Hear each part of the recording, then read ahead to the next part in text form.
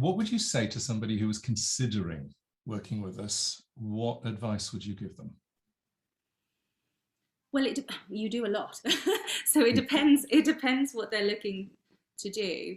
I also mentor uh, for young teachers who have come to me sort of separately and ended up working with me. And I always send them to This Is a Voice. That's my sort of first recommended reading. So that would be the first thing. And then I would say that they need to be aware of everything that I just said, in the sense, sorry, I'm not being very clear. They they need to realize that it's more than just about understanding the voice, that it's more than just understanding which bits you can name, and that sort of thing. And that, yes, that's lovely and it's great, and don't we all love that? Mm-hmm.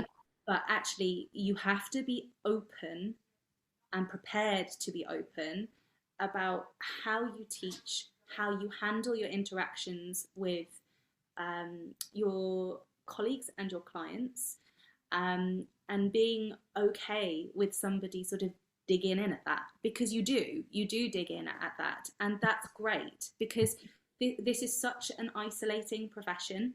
In ways you can feel very on your own, which is why I've ended up doing the mentoring, because people feel on their own, and they say they look for colleagues, don't they? They look for other people to be around. But because of that, it's a bit like when you're a performer, and while you're in the conservatoire, or while you're in your drama school or whatever, you get all this feedback all the time, and you're going, okay, yeah, I can learn from that, I can learn from that, I can learn from that. And yes, it's overwhelming, but you're getting feedback. And then you graduate and nobody's honest with you. Nobody's ever honest with you anymore.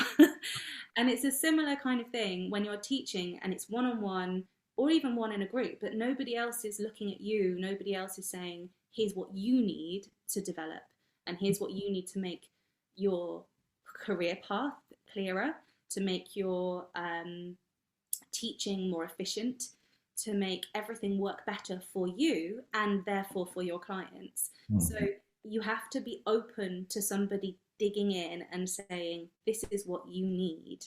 And that's a wonderful thing, but it is a scary thing. So you have to be ready for that.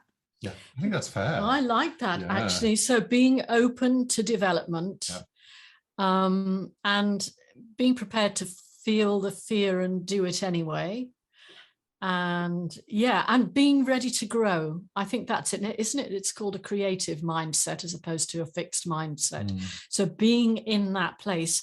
And I think that's where we sit actually in the, the line of what's offered pedagogically, certainly in the UK and maybe worldwide, that we're taking people on that particular branch of the journey. I'm going to say three things. We're kind.